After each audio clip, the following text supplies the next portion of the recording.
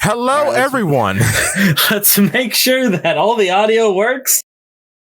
Oh boy. I sound terrible. Wait. I can't hear myself on stream. No, I heard you on stream. You're good. Okay, excellent. I'm going to turn me down just a little bit because I'm a bit loud on there. So I'll turn it down on my end. I apologize. I'll try not to scream and yell. So no, that makes it good. Scream and yell. Okay, sorry for the technical difficulties, everyone. We will be playing Monster Hunter at one point in the future. Probably next week if we can get this all together, or the week after. So a few announcements. The podcast channel on YouTube has reached over 100 subscribers. So thank you all so much. We crushing it, boys. And we are at over 900 videos on the Poly P Works channel, which is wow. Certainly a number. That's a number. Oh boy. Can't wait to get to 1,000. Just hearing that, it's like, how many hours of content is that? It's a lot of shorts. It's a lot of shorts. Yeah, that's fair. It's a lot of shorts, but like it's also at least once a week you put out about half an hour to an hour of One Piece review. Yeah, depending on the absolute girth of the chapter that we get. True, and then I do like a bunch of 10 to 30-minute videos on just random theories and stuff. So, and then sometimes it's just a bunch of cartoon stuff I want to talk about, like SpongeBob characters and their degree of undress and how that makes them content or not. Yeah. So yes, a lot. I'm appreciative that I was able to make so much content. I'm glad a lot of people do enjoy it. Yeah, it's like it's one thing to have a lot of ideas, a lot of content, put that out, but what really makes it special is like actually being able to resonate with someone, right? Yeah. To have this community that we're trying to build, that we're trying to really broadcast ourselves to, and having them actually go, oh my God, I never thought of it that way. That's crazy. Like, that's what I want. That's what I do this for, man. Me too. Because it's nice that like people are like, oh yeah, that is like that. That's a cool little spark to see in the comments section. It makes me feel good. Yeah. Make people really try to engage with the media that they're, I guess, enjoying, that they're just shoving down their gullets, I suppose. And that's kind of maybe if you take a moment to taste, right? Like that scene in Ratatouille. Oh, that Ratatouille looks so good, though. Not the rat, the food. Yeah. Well, I'm talking about like when Remy's like, when he's teaching like his cousin or his brother or something, right? Yeah. He's like, try to eat this and then try to eat this, but really, really enjoy yourself. Feel the taste dancing across your tongue. Like that scene just resonates with me for some reason. No, it's completely accurate because, man, I love food. You got me hungry. I am sorry. We talk about Ratatouille. Someone's hungry. That someone is both of us. The brown rat is me. I am Remy's brother. I wish I was Remy, but I'm not that skilled yet. I do not want to be the chef, though. No, I'd rather be Remy. Nor do I want to be the food critic, because he was kind of wild. Though I do feel like him a lot of the time when I find a piece of content from childhood that got remade and it looks better now. And I'm like, oh. Speaking of which, I guess we're going to talk about One Piece theories, but that's not going to last too long because one of us will mention something else and the conversation will trail off into a different direction. So one of us will mention a particular blue spotted fish. Don't do it, man. But yeah, One Piece. Is this a One Piece podcast? Oh my God, no one is it? I keep forgetting. Anyway. But yeah, thanks for the follows, everyone. Thanks for the support. Thank you so much. It means a lot, and you all do mean a lot. I appreciate that. I know I don't say it a lot, but thank you. We may not say it enough, but that doesn't make it less true. Exactly. Man. So One Piece. One Piece. What do you got? Blackbeard is not an alien. He's not 3-mana code. He's not. No. Who was saying that? People are saying that. His entire midriff is exposed.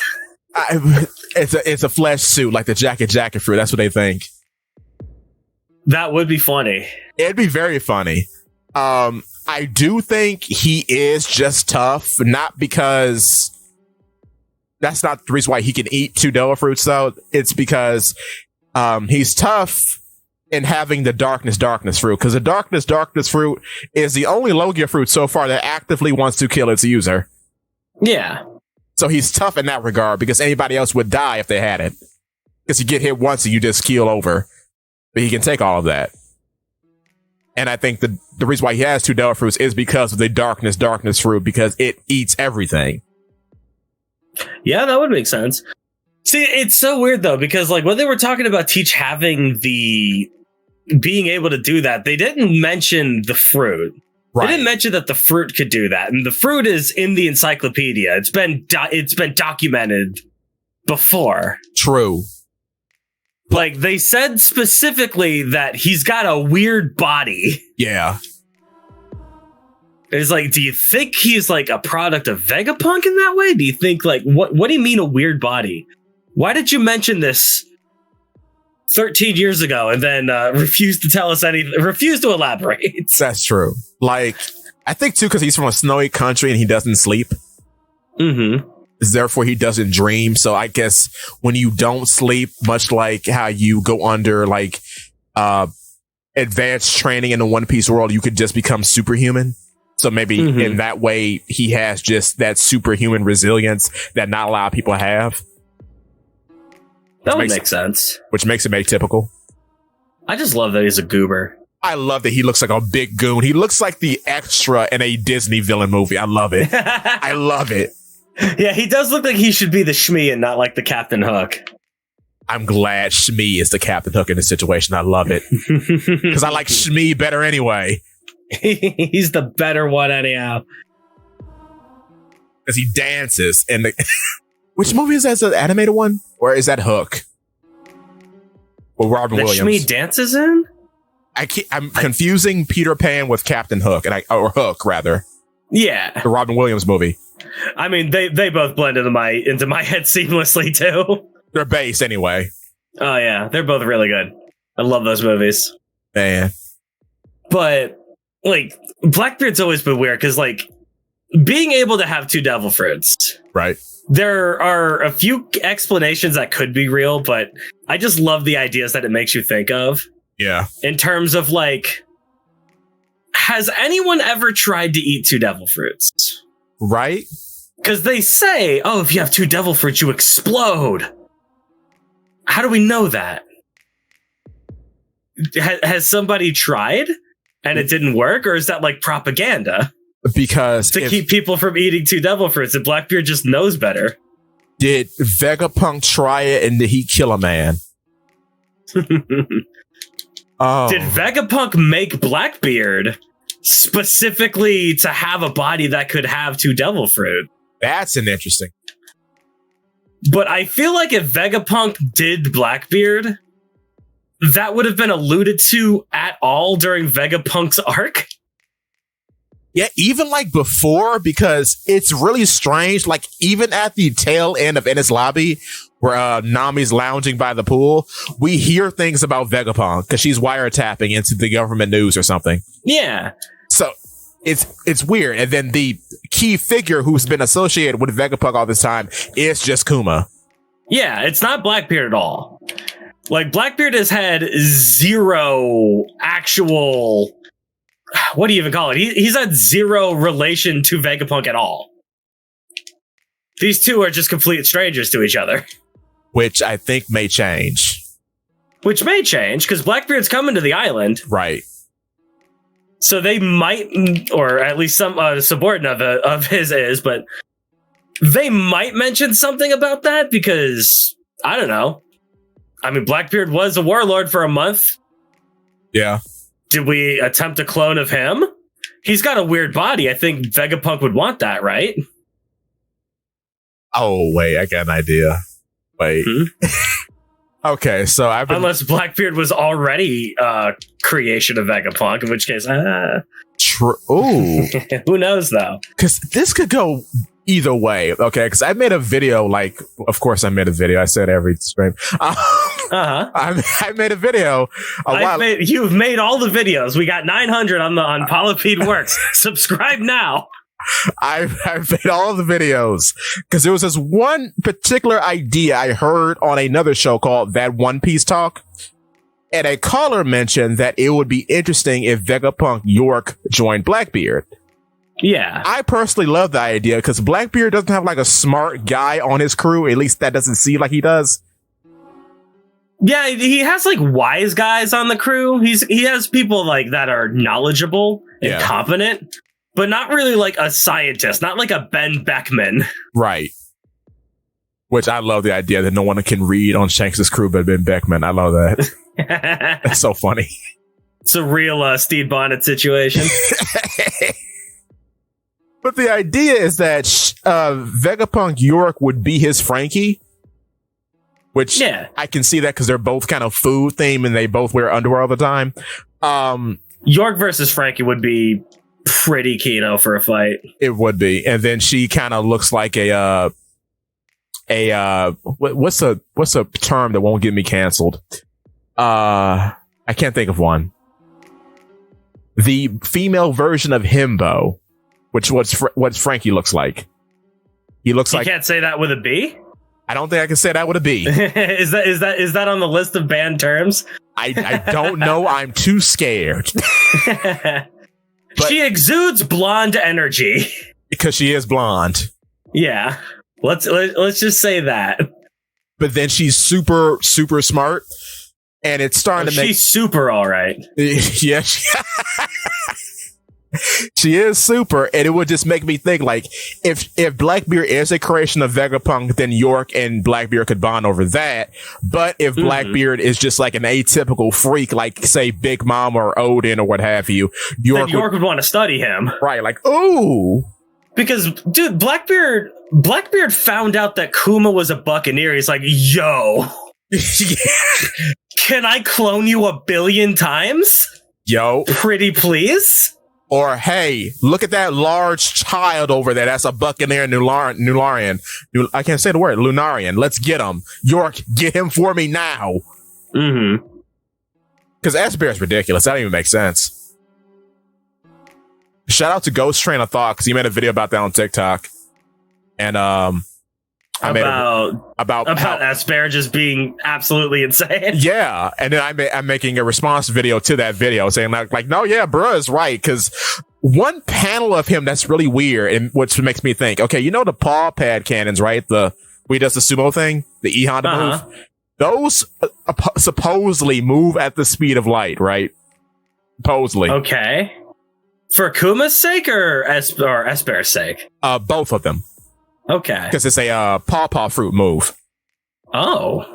So what's interesting and that keeps sticking out in my mind is that when S-Bear is being controlled by Sentomaru and he is sent to attack the Cypherpole agents, S-Bear shoots out his Kizaru laser, but he whisks his hand as if he's pushing the laser as he shoots it. So his laser he can make it go faster than light? Yes. Because he's pushing light? Yes. That's cool. That's sick as hell. I thought about that, oh my god. That's ridiculous, and I love it. That is One Piece cartoonish nonsense that I love. Based. Also, I wonder, I guess the two Devil Fruit rule is ironclad because it would make sense for Vegapunk to give a Seraphim 2 lineage factors if he could. Yeah. I don't know, but Vegapunk doesn't have... Here's the thing about Vegapunk that's very funny. Because you could always think it's Vegapunk could do this, Vegapunk could do that. The very first thing we find out about Vegapunk when we get to his island is that he is understaffed and underfunded. Which is amazing. My man just spent a lot of money to create warlord robot Lunarian clones. to make a bunch of cells. That's a lot of money to go, okay, what happens if we put 2 devil fruits in them? True. That is going to be a very awkward conversation with Saturn. And you're like, I'm sorry, I blew him up. Can I have more money to make another one? Please. Also, about this, okay. So they're characters, right? They're not just like the regular pacifistas. This is the end all be all. They have one of the ist titles, meaning they're the strongest creatures. So they're characters. What is going to happen with a few of them? Because they have to develop as characters. Yeah. I love the idea. They're gonna get scattered. They gotta get scattered. They can't all be on the same place. No, they have to be. I think 2 might stay with the government. Everyone but like Luffy and Shakes is getting one. I want S Mingo on Buggy's crew so bad. I want that too. Where is S Clown? S Clown be great. I want Little Flamingo to call Buggy Papa. Indeed. I want him to be a soft boy. I want Alvida's motherly instincts to come out and raise him to be a good lad. And I want her to try to force that on Buggy and say, we're married now, Captain. And he's like, Nani? Blasting good. I want S Hawk to be trained by Shiryu to be a ruthless killer. Oh my god. I keep thinking about it. Oh. Yeah, it's like who would be the best on Blackbeard's crew? S-Hawk would be really good on BB's crew. You can't put S-Hawk on Cross Guild, right? It doesn't make sense. That doesn't make sense. You can't have 2 Mihawks. Honestly, this was going to be a video, and it still is going to be. I think Blackbeard is going to get a seraphim of all the characters he has interacted with so far. Hasn't he technically interacted? No, he sent Lafitte in the war room. Right. So that would be, so far, Hancock, Crocodile, and Moria. Fair. Because he captured Moria, he captured Hancock in the most terrible scene, and then he has spoken to Crocodile and Impel Down directly. Although... Ooh. I think him getting Moria and then Moria breaking out Moria and then Moria and Moria are both together. That's the one like warlord that I would like to have his own Seraphim. Because then he can raise him up. So now Perona has a little brother. That's funny. A, Perona has a little brother, but B, Moria is intensely powerful. Moria Jr. will be intensely powerful. But Moria Jr. is also Moria. And then neither of them will get anything done. That's good. And they'll laze around all day together. My son, now go forth, we shall kill Kaido. But Papa, I'm playing jacks with my shadow. It's fun. Oh, that's so good. I love these angel babies. They're great. Like, the possibilities are incredible. We just need to see more of them, and the only thing that I'm concerned about is how many more characters can we have in One Piece? See, that's the problem, because like we're in how much screen time do we have to give all this? Because we're in the end game now, but I don't know what that actually means. But it would be nice to start hammering some things out. Yeah. Like actually complete factions, because I don't care what anybody says. It's the 4 Yonko organizations and the Marines. The revolutionaries are not a part of this. The revolutionaries, I feel like, what are they called? I feel like God's Knights are there exclusively to give the revolutionaries something to fight. Yeah, like, I feel like that's kind of the end game for both of them. I agree, and I think it's going to be Sabo's revolutionary army. I can't no way that they're going to set up this whole Flame Emperor thing for it not to, I guess, be a conflict of interest. Because we kind of did this already with Ace. He perpetually was in Whitebeard's shadow. Mm-hmm. So why do that again with Sabo? Why do Sabo? To be honest. No, you can't say that. He's already Diet Ace to begin with. But he's got a pipe. Yeah, but he doesn't do anything cool with his pipe. He hits people sometimes, maybe. He makes a dragon in the movie. That's cool. It's just... Sabo's just weird. He is. Because Sabo has a lot of potential. Yeah. That we will never see. Because he's got a lot of potential, but at the end of the day, he feels like a weird fan fiction character. He do. Is the problem. You know who else was like a weird fan fiction character the farther we go? Dragon. Dragon and Smoker. No, don't say that about Smoker. No, Smoker's perfect. Enough. He feels like something a teenage girl would write about, like a guy who keeps losing and then she comes to him in his time of need to pick him back up again.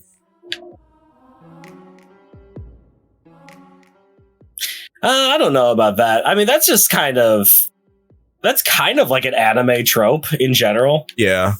Is the trope of the guy who always loses. I mean, every series needs a jobber. Yeah, and Smoker's that jobber. Unfortunately, that character is always my favorite. Yeah. Smoker, Piccolo. Oh, man, I like Piccolo. I know, he's the best character. He's the best character in Dragon Ball, and he's not even good enough to be the certified jobber anymore. That's the saddest part. Yeah, I mean, he's orange now. He's a carrot. Yeah, cool. I mean, I like Piccolo as a dad. I mean, that's cool. I like Dad alone. Piccolo's granddad is blessed and based and cool, but at the end of the day, he's always got a job because he's a pretty strong guy. Yeah, and it's very good for, I guess, using him to advance the power scaling up the line. Yeah, because Frieza kind of ruined everything. He does. And Broly ruined things before that. Well, I'm saying Frieza kind of ruined everything, like the Frieza saga. Yeah, because the Frieza saga is very, very good, but it also established a very good working pattern. Yeah. And makes the Cell saga very bad in hindsight. Mm-hmm. Because it doesn't make sense. Because we talked about this. It's weird, like, One Piece has basically done the same thing that Dragon Ball has done with the whole Dr. Gero setup, but it makes more sense in One Piece because all these things were readily available. Gero had no concept of space. There's no confirmation that he does. So how the fact that Gero made two robots that are like infinitely stronger than Frieza, the strongest guy in the galaxy. No, the universe. Yeah, like he's the strongest guy. Like Boo, you can make okay. Like Boo, like the androids don't make sense. The androids just do not make sense. Cell sort of makes sense because he's made up of Saiyan DNA, which has infinite potential. He's basically made up of things that have come to Earth.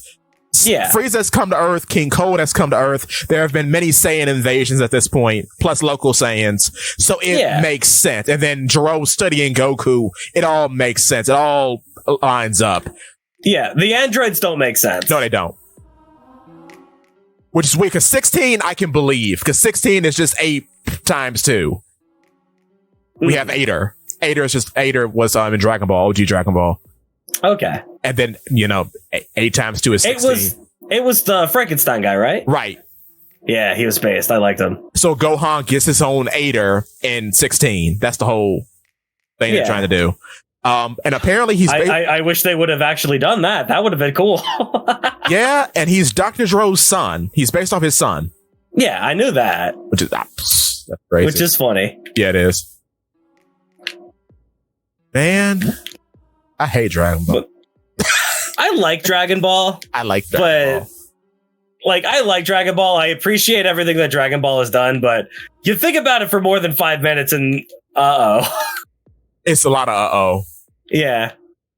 Because I like... I will say, I've already said, Frieza Saga made a lot of things bad. Frieza Saga is...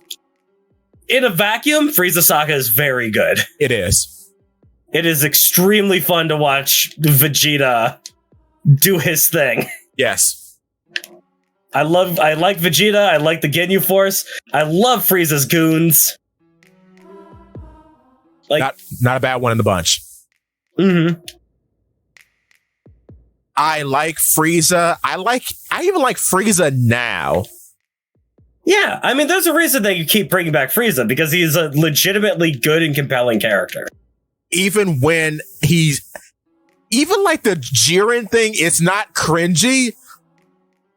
It makes sense in a vacuum. It does make me uncomfortable. Like, about what? Like Frieza and Goku having perfect choreography to fight Jiren makes sense just based off their history. Mm-hmm. It's weird because you're fighting Jiren, who himself is a boring character. Like, yeah, how we get here is cool. Where we end up at, it's stupid. Because, it doesn't even make any sense. I don't get Universes 11's whole thing, which is weird because they're ran by a clown. They're ran by Pennywise. Which should in theory be infinitely cool and interesting. But it's your entire universe is ran by a clown. Yeah. Huh? And I found Topo way more interesting because he seemed more of a person. Yeah. I mean, have you heard about what Jiren was originally supposed to be? I have not. Oh, it's one of my favorite theories. Apparently. So the entire purpose of Jiren was because, like, we've spent Dragon Ball Super creating stronger guy after stronger guy after stronger guy. Like, it's becoming a really, really big, crazy power scale. Yes. And the entire purpose of Beerus was to show to Goku that there's like a new level of power that he hasn't quite reached yet. And that kind of power is Beerus. It is like, if you get to that power, then, well, you're going to effectively destroy the entire universe if you even try to fight anyone. Yeah. Which we got a little taste of with the Broly movie. Yeah. When Gogeta literally punched Broly through reality. It was the coolest scene that's ever happened ever. But the entire purpose of Jiren was to show that there is a skill ceiling between Goku and Beerus. Because Beerus is a level that we are not allowed to attain. Jiren is a skill level that we are allowed to attain. Yes. And then we also have this idea, it's like, well, an omni-universal tournament, right? We're going to have every single universe all brought together. Well, how can we make this interesting? How can we make this cool? Well, they're going to bring in all these different universes. Everybody's going to have their WWE entrances and everything. Which is sick. And then Universe 11 comes in. A portal opens up. And Superman walks out. True. Literally, Superman walks out. So apparently, Superman was going to be in Dragon Ball as the power level that Goku could attain, but can't right now. I like that. Which in essence is the coolest thing ever. It is. And it explains Jiren so well. And then it also explains Dopo because he would be the Flash. Yeah. The purple guy, yeah. Like, apparently Universe 11 was supposed to be DC Comics. Because I'm pretty sure Toriyama's like a big fan. Yeah. Could be wrong.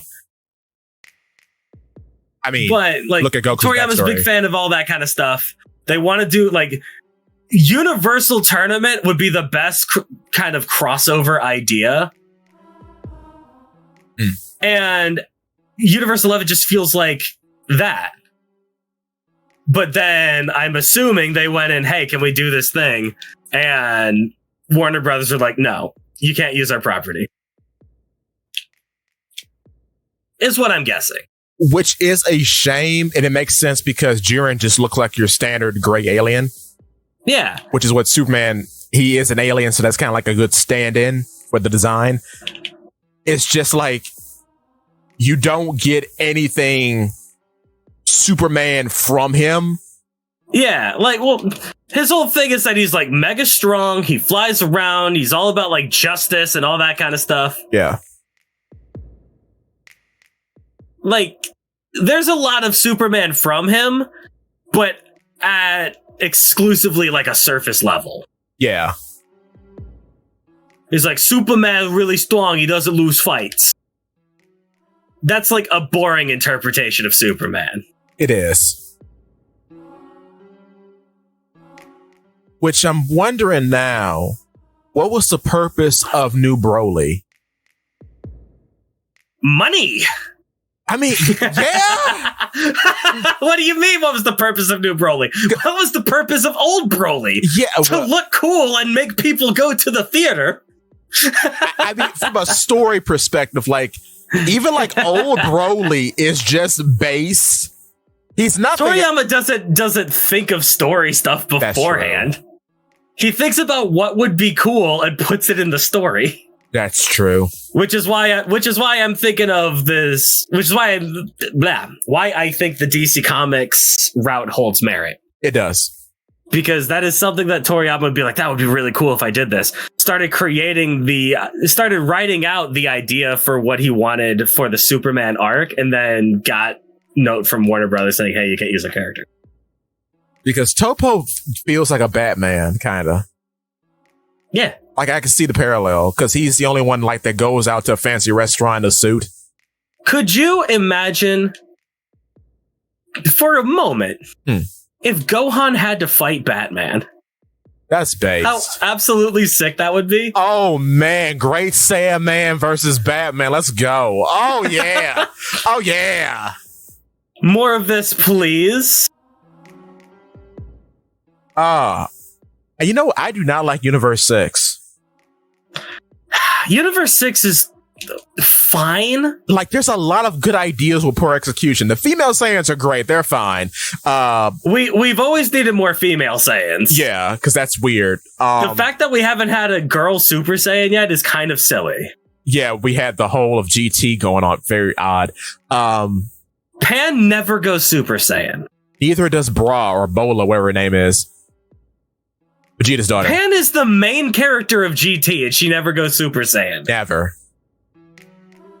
Goten and Trunks went Super Saiyan. Yes. As toddlers. Yes. And learned the fusion dance. Accomplished dumb children.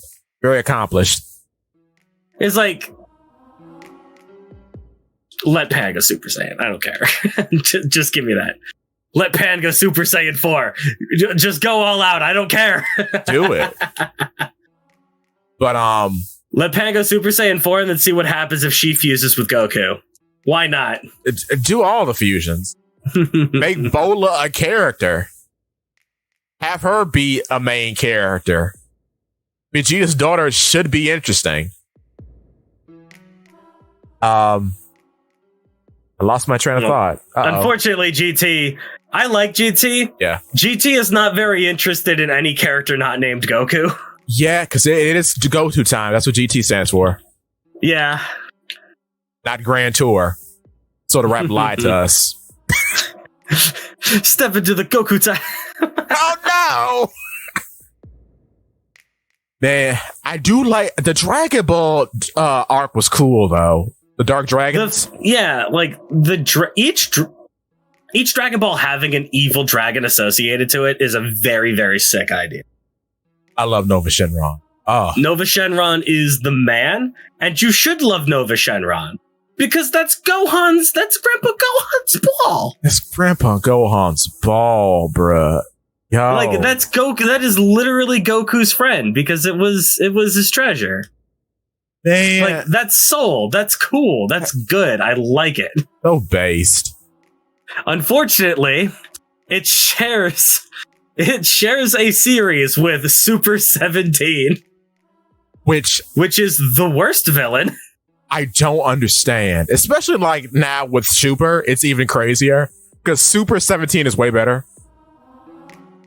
Yeah, 17 in Super is way better. He just like Super 17 is still the worst. Super 17 is still the worst villain that any Dragon Ball mythos has had. Oh yeah, no doubt. Easily. Super 17 is really, really bad. Like, I don't get it. Like, cool idea. We're gonna make a villain that Goku can't just fire a beam at and win, right? Yeah, because he absorbs ki. Cool. Remember when they brought in Android 19 and he could absorb ki? And it was like, oh my god, how are we gonna fight this? And Vegeta ripped off his arms and then blew him up. Yeah. Well, the way that Goku beats him is to fire even more ki, make a stronger boom, and then we'll win. Which, design-wise, Super 17 is actually weaker than Android 18. I mean, Android 17 and 18. Yeah. Because Android 17 and 18 have infinite energy. Therefore, they don't need to absorb ki. Yeah. And, having an absorption thing on your hand kind of messes with all that. So, that's fascinating. Bad character. Bad character. Bad character. I like the concept. Concept's cool. What if we did like the fusion dance, except we just made two robots put together, right? Yeah. And then we made a stronger robot. All right, cool idea. Interesting concept from the start. What if we made it so that he could absorb ki like Android 19? So it's like all of the best parts of all of Jiro's androids. Take the entire Android saga, cut out Cell, put everything together, make one big character.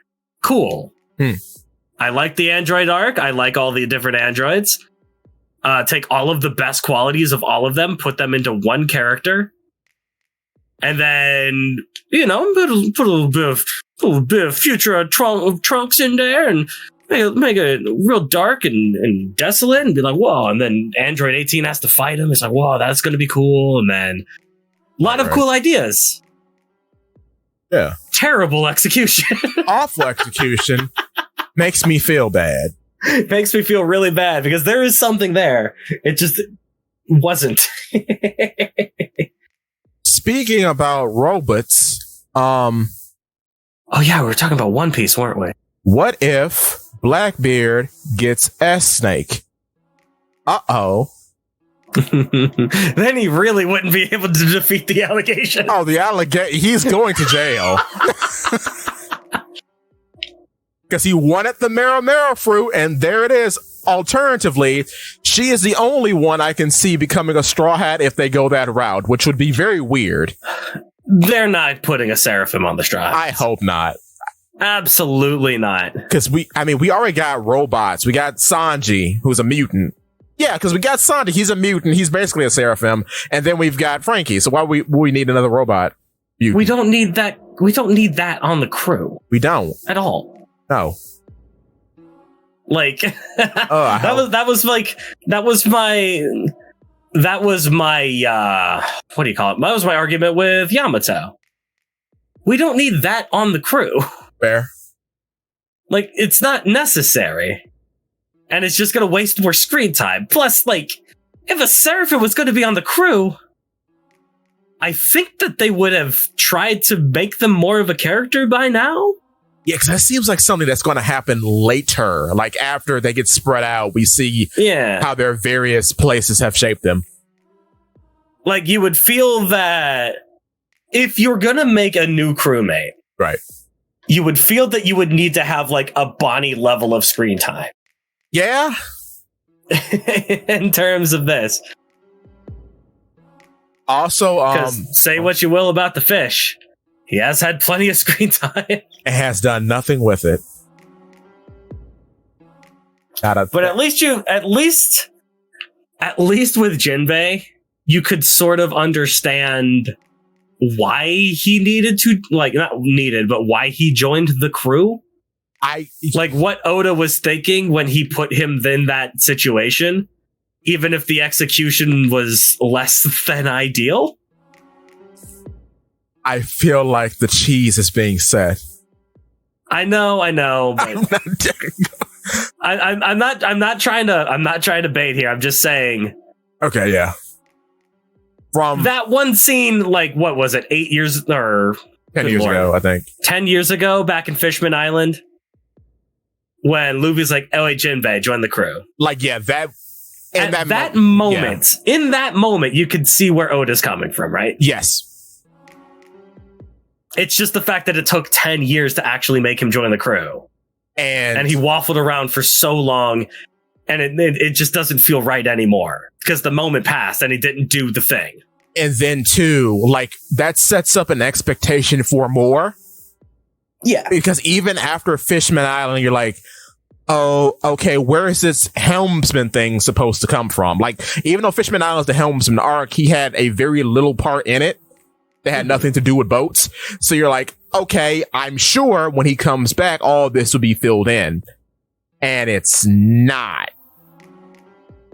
Which is, even like the dream thing, because I remember we were talking about a Discord a while ago with that one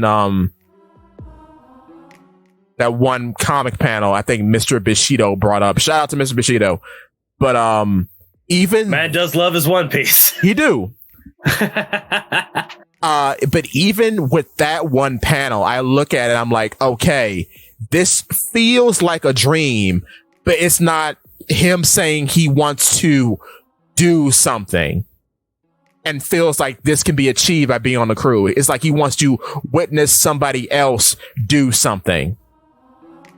It feels like he's lobbying himself, like he lobbied himself with Whitebeard or with Big Mom or the world government, seeing as how he feels that we're going. At the end of the day, it comes down to the idea that you can have a dream, a personal goal. Right. And then you can have a lighter, a less personal goal that you are striving towards. Look at Nami. Yeah. Nami's dream is to create and map out the entire world, right? Right. Map out the whole Grand Line. Whoa, crazy dream. But that has very little to do with Nami's actual character. Like you never really see like Nami actively mapping things out, right? Right, yeah, not in the current story, no. Yeah.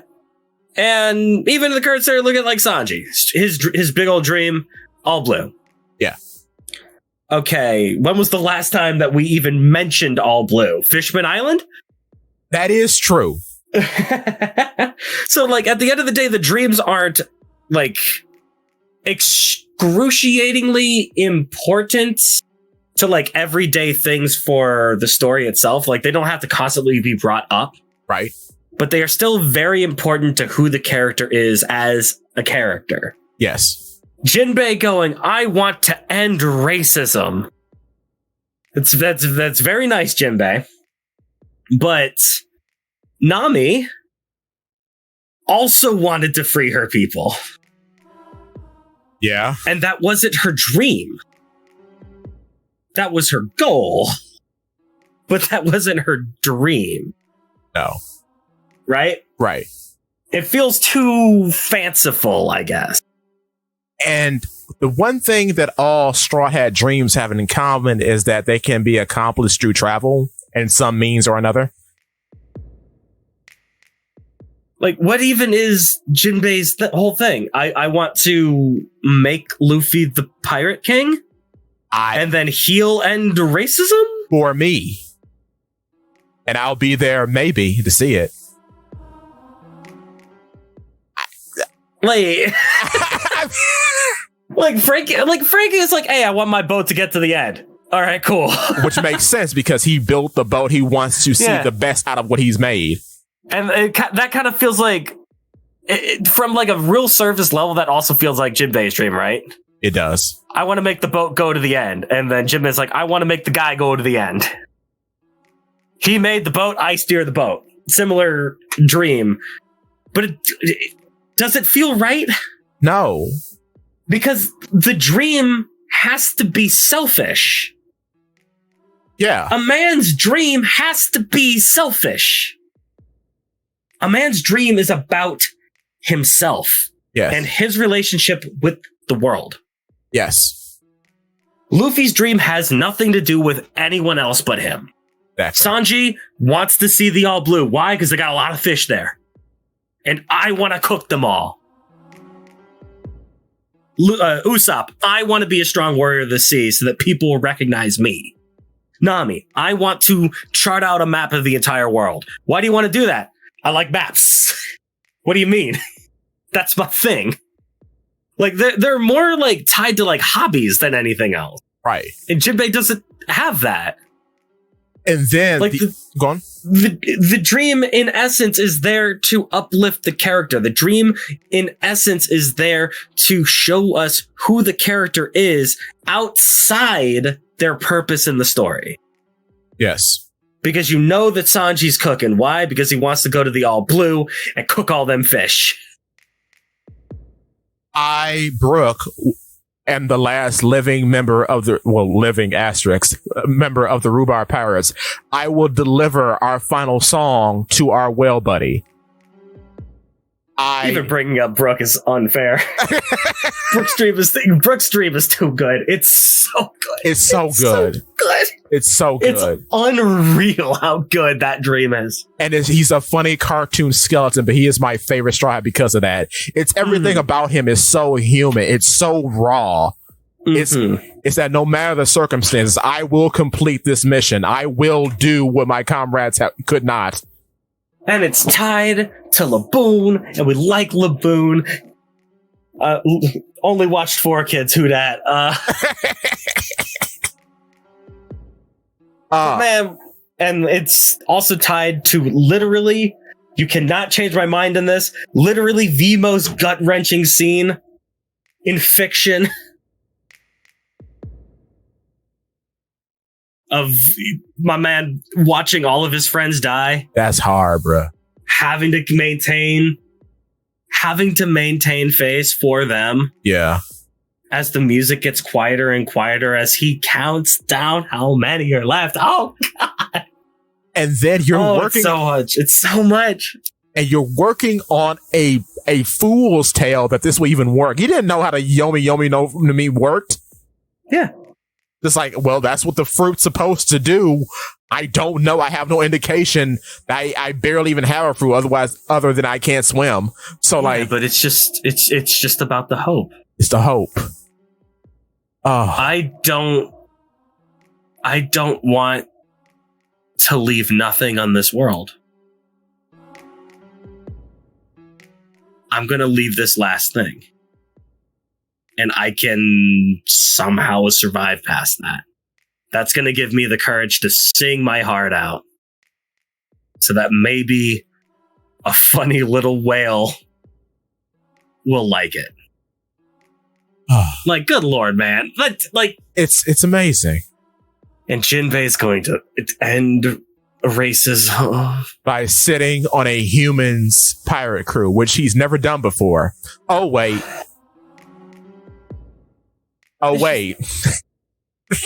Yeah. Also, I'm gonna make Big Mom the pirate queen, and then she'll end. Shouldn't he be like super into Big Mom's idea? No, because she's fat. I guess I don't. Also, he's because Big Mom is untrustworthy to actually keep her dream, but yeah. And he's a coward because he didn't marry Praline. He sacrificed his boy. Unfortunate. Allowed him to marry Praline. All right. Also, people who say this scene isn't character development, you are wrong. You know what's the best thing about Brook? He's the loneliest character, right? So after they separate, he becomes a world sensation. He's a worldwide celebrity. Don't bring up Uta. We're not talking about her. He's the most popular musician in One Piece canon. Oot who? Oot who? And Frankie says, when they come back to Sabaody, I keep pronouncing it wrong. Sabaody. He says, do we know if Brooks even coming back? He's a worldwide celebrity now. Why would he return to piracy? Yeah, he's got everything that he could ever want. Like, why would he come back here? So much so that his powers develop because of it, which is wild. And he gives all of that up to join the people who brought him out of the shadows. This is based. It's based. And that has nothing like, and what, oh God, what's the word I'm looking for? What highlights the character in that particular part? What part of the character is highlighted that would want him to come back to the crew in this moment? The dream. The dream. It all comes back to the dream, dude. That's what the dream is about. It's about having us understand the character outside of their role in the story. This core driving element. Mm-hmm. Oh, it's character development. It's backstory stuff. It's not your role in the story. It's your role to the character. Yes. And that's a very important distinction to make, because every other Straw Hat, maybe the exception of Robin, but every other Straw Hat is like that. Yeah. Well, Robin and a little bit of Zoro as well, but Zoro gets a pass. Zoro gets a pass. Robin gets a pass because she does bring us the history of the world. Yeah. I'll give her a pass because that is important. The story does change when she enters it. Yeah. But like her role in the story is I like archaeology. And then the dream informs her character by she likes archaeology. Like, she kind of is working for the reader, because since Luffy and the gang are over there, I'm going to inform you about the deeper inner workings of the world. That's my responsibility in the story. That seems a little cold and corporate, but that's kind of what it is. Yeah. And then we have Jinbei, who's fine. Who's fine. I will be blowing on the trumpet at his funeral, though. Yeah. Even it's Bonnie. Like, I don't want just fine. Yeah. Is the problem with Jinbei. You make me spend 10 years waiting for this character. I want more than just fine. And you would think he would have a backstory like Kuma. Right? You would. I don't know. I would just think Jinbei has been everywhere. Jinbei is always in the background working with somebody. Yeah. And why haven't we gotten the Jinbei flashback? Also, he knows everything, which doesn't even make sense. Because he's been on the sea, dude. He introduced us to the term special paramecia. Where did you learn that? Who told you that? Whitebeard. I get, like, Whitebeard had one on his crew, I guess. You know who Teach is.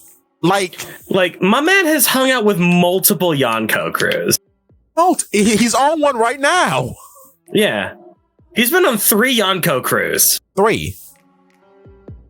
Also, I think Jinbei would know the term special paramecia because he was literally working for Big Mom. I guess.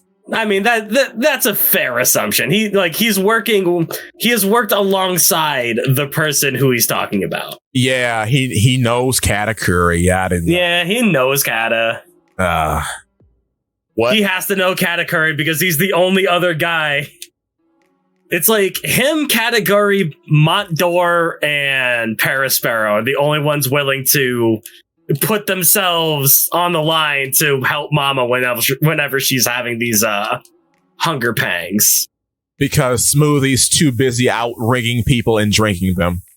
Yeah. And Smoothie seems like she could get work done, but there is nothing in the story that says that she has? No, nothing. Is the problem with Smoothie? Which is odd, because she does seem competent. She just would rather drink, it seems, though. Like, she seems competent, but she is gluttonous. Yeah. Okay, character flaw, that's good.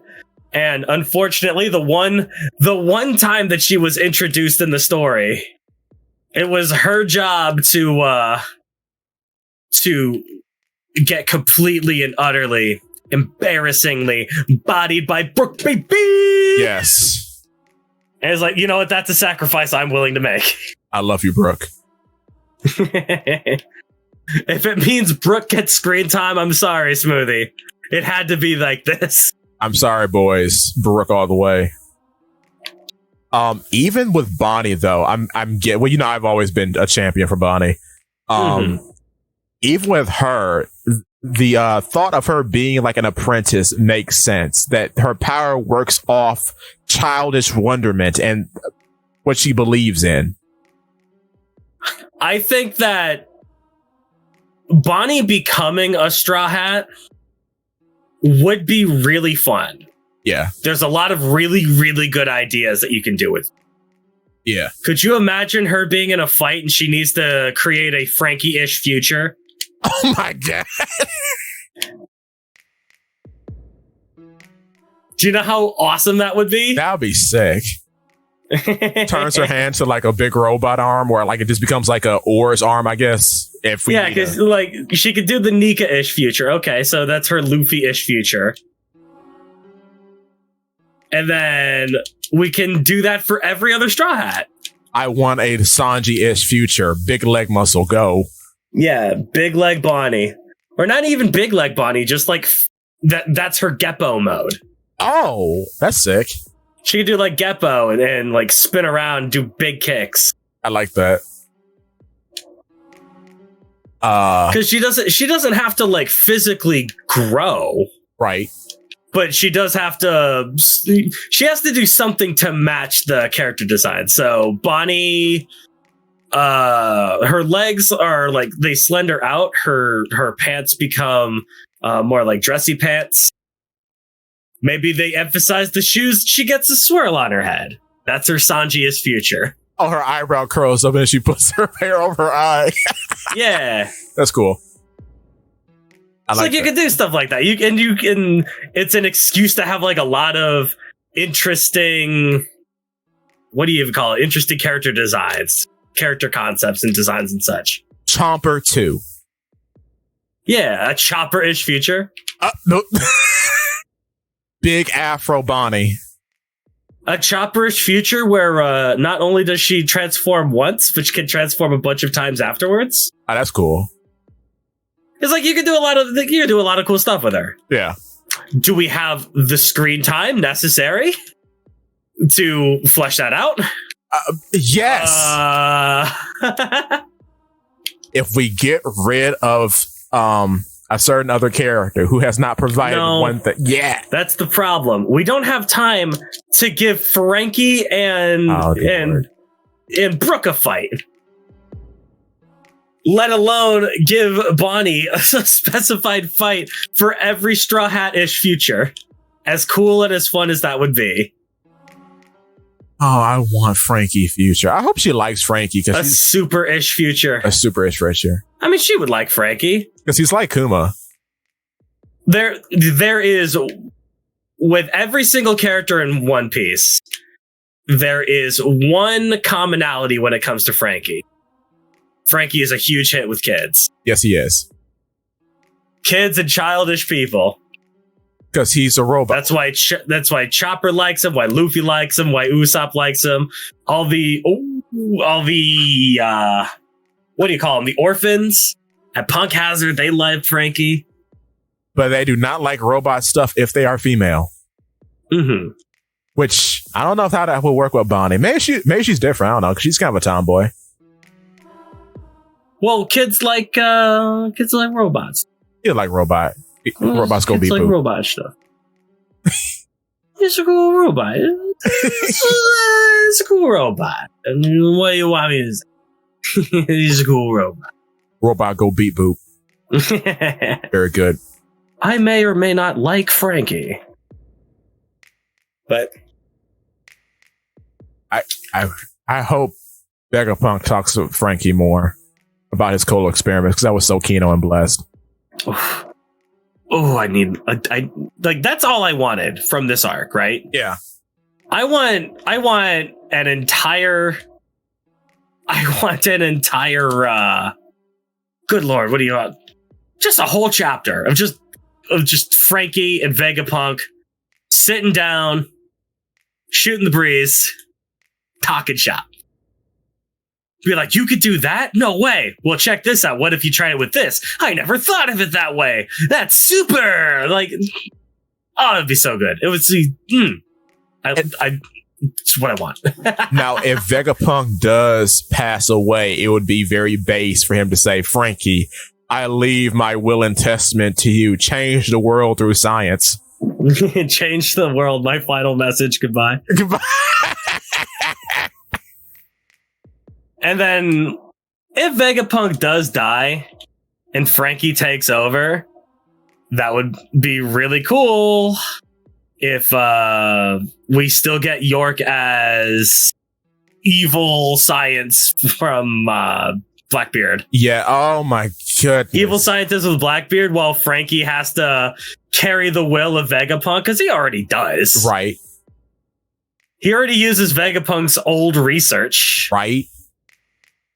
I can imagine Blackbeard like eating a cherry pie as he does and says, Oi, York-kun, I need a giant robot made out of logs. And she's like, excuse me, what?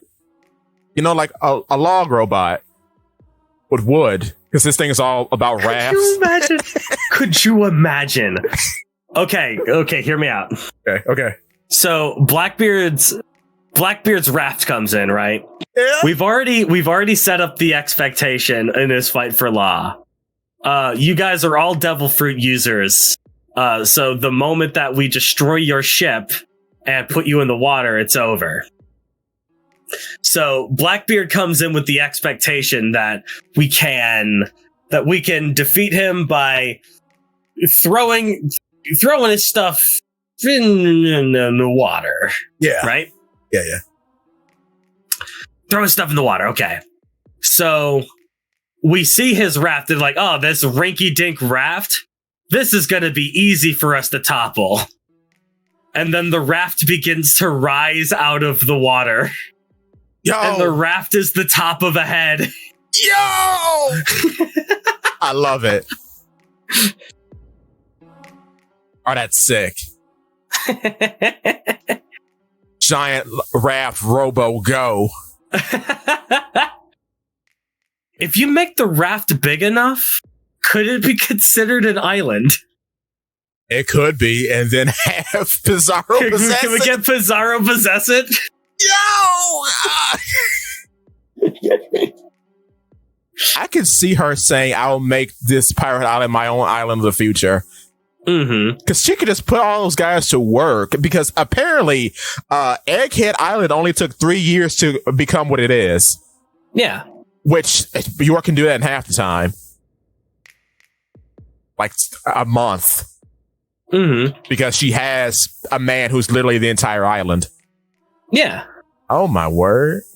And more importantly, she would have the funding of a Yonko crew. Yes. Because I don't know.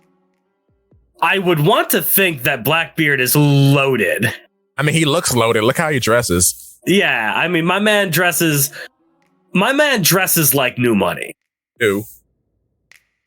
Like, he has so much money, he has no idea what to do with any of it. So he just spends tremendously frivolously.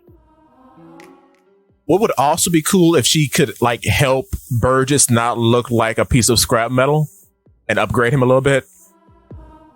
Because he's a cyborg now. Is Burgess a cyborg? Yes, half his face was blown off by Sabo, and he got replaced. Right. Forgot about that. Oh, with her dough for research. Oh my, I love the York idea. I love it. I am in love with it. I mean, that would work really, really well. Will we get it? Remains to be seen. And then her... But go on. A lot of evidence points to that, right? Yeah. If we are getting any Vegapunk off the island, I mean, York is the only one that makes sense.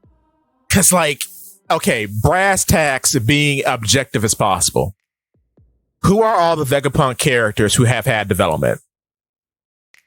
It's going to be Atlas a little bit. A little bit Atlas. I'll take that. A little bit Atlas, Stella, York. And Did we Lilith. count Shaka? No. Shaka. Lilith has also had a good character development. She was the first one. It's literally Vegapunk and the girls, but yeah. Yeah. Because Lilith has like conversations with people.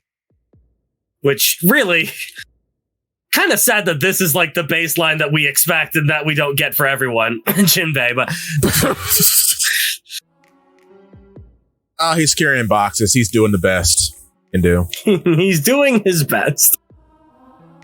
It would be nice if Saturn killed him. I would be like, oh. But that's not going to happen. It'd be nice. It would be nicer if Saturn recruited him. Could you imagine? Jinbei working together with S-Shark, the symbol of...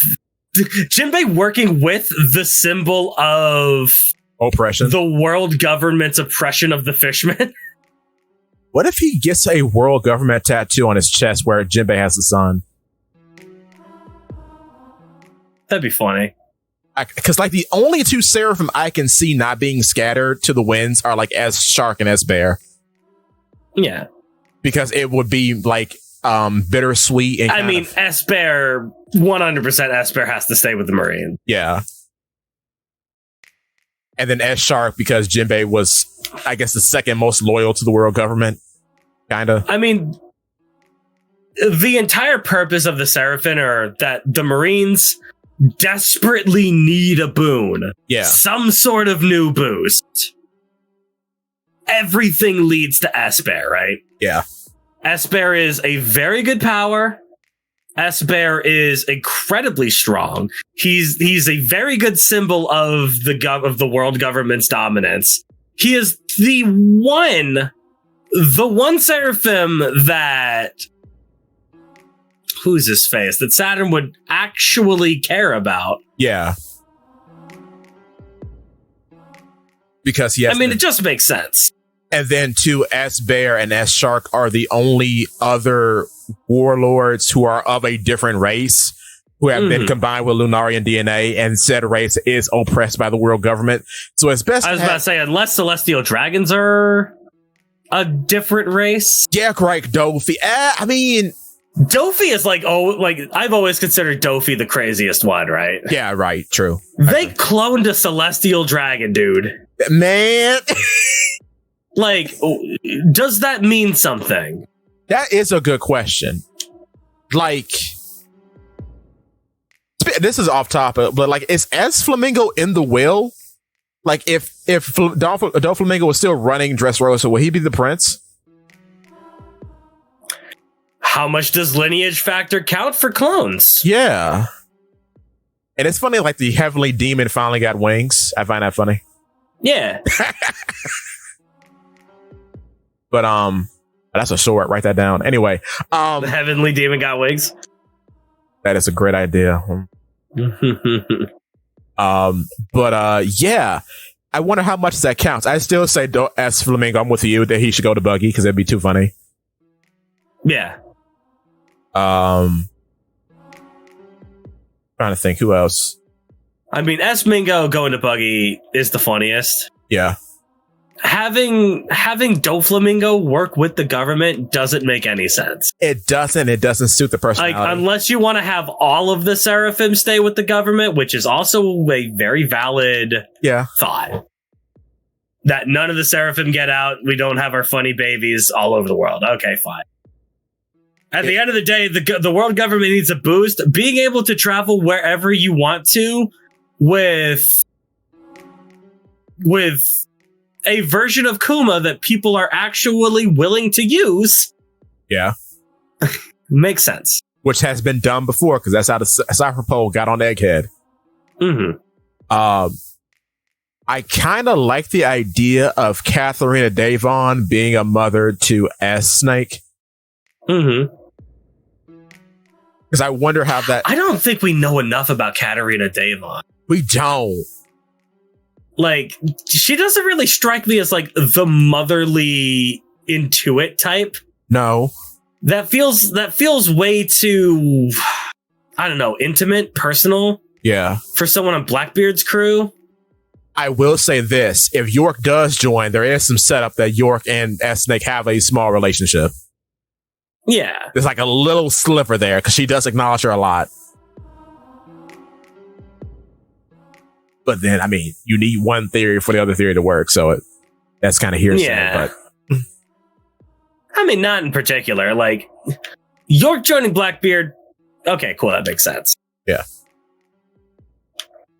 I mean, Katarina Devon, if you wanted to like do like the motherly thing, I mean, she feels like she would be more like a spiteful drunk aunt. Yeah. Which, thinking about it now, it would be funny like if the only female she wasn't intimidated by is York, because York is kind of repulsive. Like, not in terms of like, she's more attractive than Devon, but because she like is gluttonous and is characterized by eating and pooping, that kind of like makes Devon more comfortable, because like you may be better looking than me, but you're kind of a slob. So it makes me comfortable, which is, I wonder what he'd do there. Or you could have the joke where she's only comfortable around Fat York. That's funny. Go back to your fat form. That's the one that I liked best. I liked you better when you were big. The cattiness is crazy. I love it. Like that. Like, if you're on Blackbeard's crew, it almost feels like it's a staple that you got to be petty in some way, right? Yeah, and then she would be his Stussy too, because Stussy was also a blonde who was smart, who was in Mads. Yeah, right. And then it makes sense. You have to be like petty if you're on Blackbeard, because they're the most pirate-like crew. Yeah. Which, I mean, York is the only one who's acted like a pirate amongst the Vegapunk, so... Which I like. And I have always thought that she has some, like, interpersonal drama with Vegapunk himself, which makes her a great fit with Devon, because Devon has her own inner struggles. Yeah. Because I've always thought, like, the reason why she hates Vegapunk and the rest of the satellites is because she never got to participate in any like scientific ventures, because they never let her play in any of those reindeer games. Never. This is unbelievable. So she killed them all. I don't like this version of Rudolph. Can we go to the funny claymation one? No. How big was that gun? Now I think about it. The one she shot your Shaka with? Huge. Yeah, it's huge. I mean, he's dead. York is. I was about to say, York is big. That gun is the size of a rifle. Which also fits the Blackbeard theming, because they're all huge. Yeah. Like Blackbeard himself is like 10 feet tall or something like that.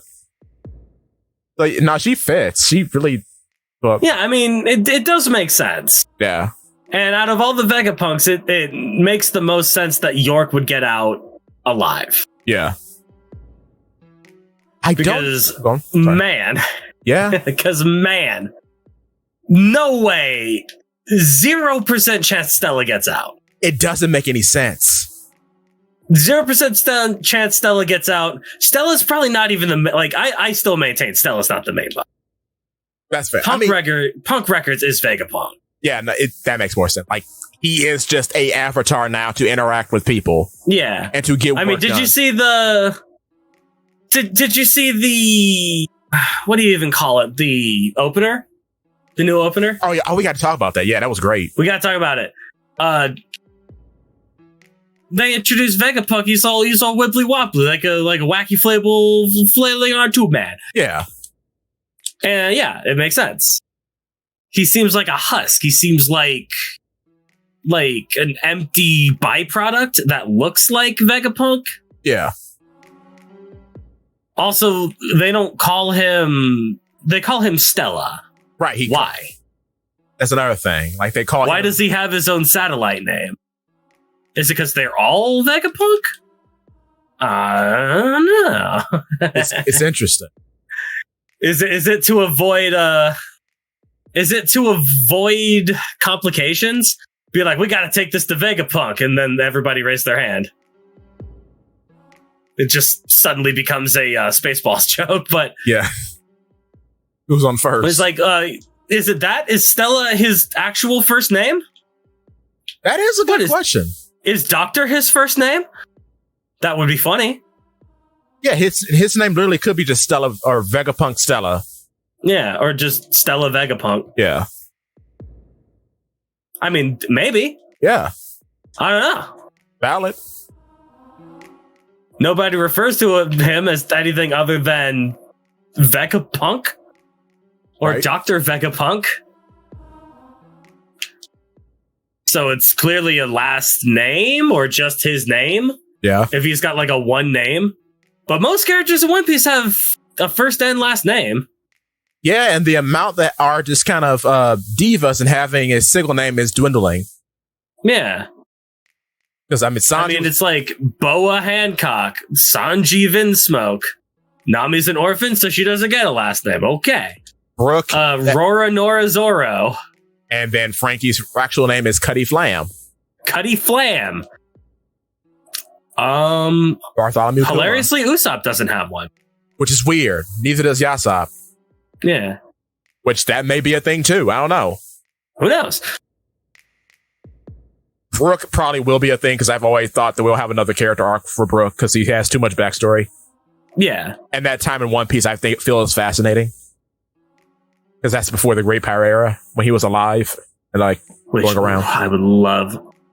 It's one of the things that I think about with One Piece, right? It's like what comes after One Piece, right? When the story's all over, it was like, oh, well, what about Two Piece?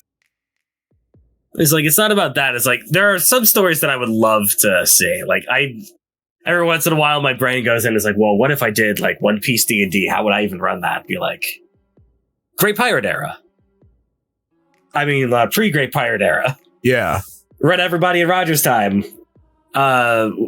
Create one of the supernova pirate crews from when Roger was around.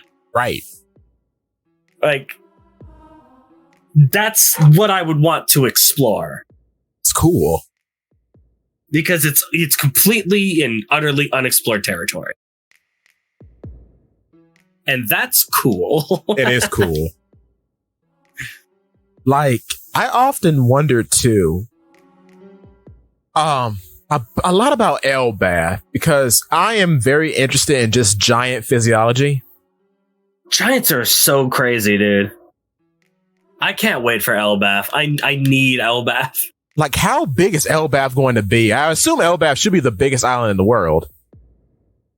Theoretically, yeah. And then since ancient giants aren't technically from Elbaf, so we're going to talk about them because they are giants.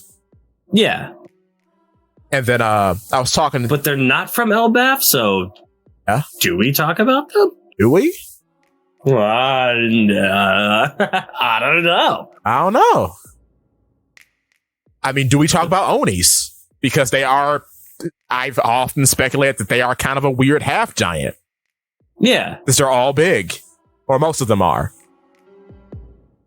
Yeah, I mean, Yamato's kind of big, but not really. She's like a little tall. She's like 8 feet or something. Yeah. She's like standard big person. And like Kaido's 21, I think. Yeah. And then I think him and Kuma are the same height. And Whitebeard's like a inch shorter. That's funny. 5'11" versus 6 foot. Basically. And they were comparing Kuma to Whitebeard, so Whitebeard could also be a half giant. He could be a Buccaneer. If Buccaneers are half giants, yeah. Which Who knows? Who just knows? And I called that before anyone else did. I made a video about it. I called it. Give you my credit. Ah! Kuma's a half giant. You fools. But we still don't know what Buccaneers even are. Yeah, we don't. I still think the Buccaneers are. I want to believe that the Buccaneers are what Joy Boy kids are. Or if Joy Boy was a Buccaneer. Like, I want to think that Joy Boy is the first Buccaneer. That'd be cool. And that the Buccaneers are the Ancient Kingdom. Ooh. And the Ancient Kingdom was like... The Ancient Kingdom wasn't a place. It was one giant pirate crew. It was the Buccaneers. That makes more... Oh. That's a theory. Are you going to use that? Can I have it? Go for it, Go for it. That's good, because go on. That's what I want to believe, because it just sounds cool, right? And then they christened every member of that crew with the D. Mm-hmm. Because, like, D never appear like a race, and we know that it's not. It's like a thing a person can just be bestowed upon. Yeah. You could just bestow a D. This whole thing with Lily really kind of messes with any ideas of what the D is. Yeah, well, I mean, not really, because, like, she could have been a part of the interlopers that just defected, and you have just this one family who are cool with the D clan. If there was ever a D to join the crew, which I think we need to decide, like, who's going to be the final, like, cast at some point. I do like the idea of Vivi coming back and being like the only other D member on the crew. That feels good. Unless we want to prove that like Usopp is one or something like that. Yeah, which would be crazy. Like, it feels like Usopp would have to have that. Or, I mean, he could. I mean, we'll reveal that around the time that we reveal his Conqueror's Haki. He has to have Conqueror. Has to. Right? Like, all the lying and all the proclamations, he has to have Conquerors. Because could you imagine she meets up with his dad on Shanks's crew? Yo. And then Usopp unlocks Conqueror's Haki and Elbaf? Yo. When he becomes a brave warrior of the sea, he unlocks Conqueror's Haki, and then we get that moment where Shanks is like, "Yasopp, you never told me about this." Yasopp's like, "I didn't know." Why would he know about my conquerors? I have 8,000 men in my command. And Shanks is like, really? Yeah, it's already working. Liars, conquerors. Yo! The Haki to make lies come true. Oh, my word. Oh, I gotta fan myself. Oh, my word. Oh. It's too hot. I love it. Haki is very rarely Kino. Giving Usopp Conqueror's Haki. It's very blessed. Would be Kino. I want Frankie to have armament, please. You're the Iron Pirate. You're supposed to be a big, hard man. The fact that all of the Straw Hats haven't unlocked a form of Haki at this point. It's crazy. Haki has been in the series. Haki has been a main staple for every pirate every character that we have stumbled across in the series since Fishman Island has had some form of Haki. Yeah. Except the main characters of the show. Yeah, now Special Boy Jinbei has Haki, because why not? Oh, Jinbei, of course he has Haki. Why wouldn't he have Haki? True. He's a Yonko crew member. I can't wait for Bucky to reveal his clown Haki. Mm-hmm. Oh. Aura of the clown. Oh. Aura of the circus, baby. He will make everyone laugh. Is he Nika? You thought that I was but a mere clown, but it turns out I was the ringleader all along. And you're in my court and you're the jester. Oh, Lord. Oh, I love Buggy. I love Buggy so much. He is straight Kino. Buggy becoming a Yonko is so good. That's the best part in the story. It's probably the best thing that Oda's done since the time skip, at least. I like that we've taken the air out of it and filled it back up with Kino and base things. Yeah. It's so good. Like, immediately Oda's like, okay, well, not everyone's going to be very happy about that. So let's explain that. And then he explains it. And by the end of the series, Mihawk is going to say Buggy is the man who will become Pirate King. It has to happen. It needs to happen. Do you want my dark idea about what else would happen? What? Buggy will have two mistresses on each arm, Alvida and Crocodile, because Crocodile be changed back. Okay, let's consider this though. Crocodile is changed back to a woman. Do you think that Buggy is going to go for that? When Buggy has known them as a dude? He'll try once and will fail miserably. And that will set the relationship from that point forward. Though it would be funny to see Femme Crocodile raise baby Crocodile.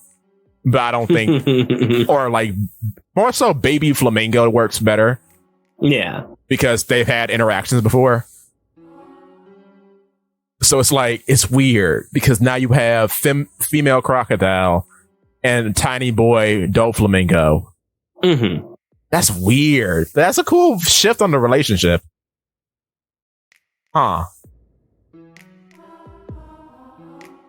I mean, there's a lot of interesting things that you could do with that. Yeah. Just in general. Yeah, I like it. I don't think Buggy having a woman on each arm, one of them being Crocodile, makes sense. No, it doesn't. It does not, no. Would be funny it would be funny if somehow fate was spun in that particular direction. I don't think it makes sense. No. Crocodile having a begrudging respect for him? Yes. As the future Pirate King? Yeah. That's cool. And funny. Because, like, Crocodile seems like he's the Sanji in this scenario. Which makes sense. Yeah. Especially seeing as how Sanji has had his relationship. Well, yeah, Sanji's been a woman before, too. So, like, yeah. And then him having a begrudging respect for Bucky. But then I could also see like him and Alvida actually being the figureheads of the organization, because Alvida did act as pirate captain at one point where Buggy was in jail. And I assume that either her or Galdino were running the numbers during the delivery service days. Yeah. So and then Crocodile, of course, has experience running a large organization. So and he's the most interested in making Cross Guild a thing. So either way, even when Bucky comes up as a serious pirate, they'll still be like running things in the back. Yeah. Yeah. Like, making them begrudgingly respect Buggy is the end game there, right? Yes. Not even be like fanatic about it. No. But like a quiet respect is the absolute best, right? Because having them with like having Crocodile with like hearts in their eyes, oh, Buggy is somehow is like ew. No. Ew. But having Crocodile kind of stroke their chin a little bit, be like, yeah. This little guy's got what it takes to go all the way. His methods are goofy and it doesn't make any sense, but we're here now, baby. Because of him. Mm-hmm. Also, this is a fan. We've been talking about fan theorists all day, but like, I would like it if Mr. One and Kabaji were trained by Mihawk, but that won't probably happen. Could you imagine? No. Kabaji being trained by me. Kabaji, baby. Him being trained by Mihawk would be so keto. Secondary point to that, the fighting mandrakes. Wait, learning the Mihawk's monkey friends. I forget what they're called. Oh yeah, right. Yeah, the human mandrills. Yeah, the human mandrills. The humandrills. Mandrills. Yeah. learning how to ride unicycles is also very funny. Because they're, Zakk, no, I got to use that. Because they're monkeys. You would have monkeys in a circus. Oh my God. No, that makes so, they go back to the island and get all the monkeys. Yes. That right there. A whole army of and Mihawk. Oh, because they're already trained by Mihawk. Oh my God. Oh, wow. I would just love that. Kabaji and Mr. One leading the monkey battalion. Oh. Mr. One accepting his role as a swordsman too. Yo, finally. Oh my dad. I'm fanning myself. Because I mean, you have to. If the man who's the strongest swordsman in the world looks upon you with fondness, because he knows his name, he knows who Das Bones is. So it's like, if he looks upon you with fondness and care, you have to accept yourself as a swordsman now. Yeah. And no other. That's the weird part too, because that's not. Let me get my words together. Because that has never happened for a Zoro opponent who has not seen themselves as a swordsman go completely 360 or 180 rather and turn into a swordsman. That's never happened. So for it to happen for both of them would be amazing and based. Because Zoro has fought technically one swordsman in Mihawk. Because everyone else is like, I'm a swordsman, not really. I just use a sword. Yeah. Because King's not a swordsman either. Which is a absolutely hilarious thing to think about. It is.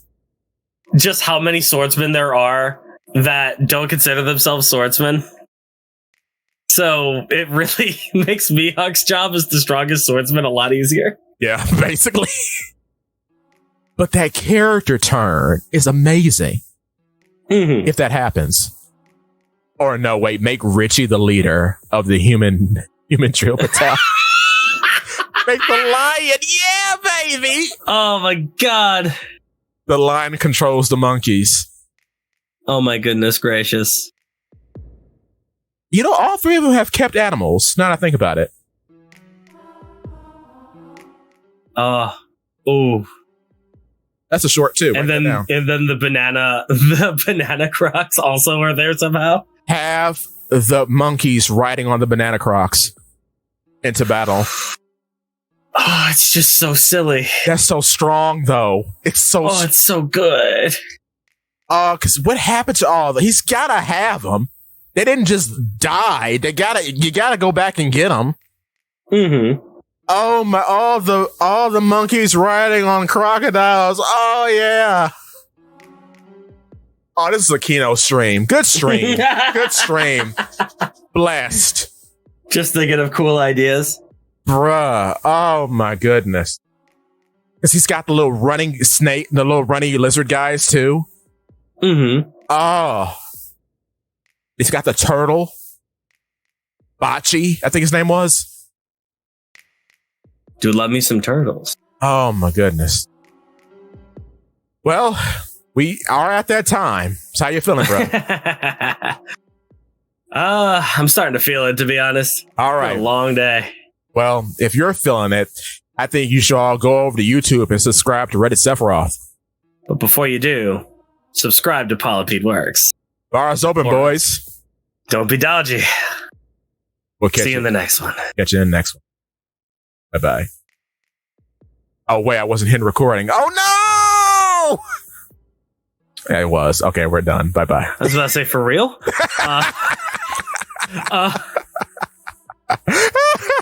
It's about to start panicking. Okay. We're gone.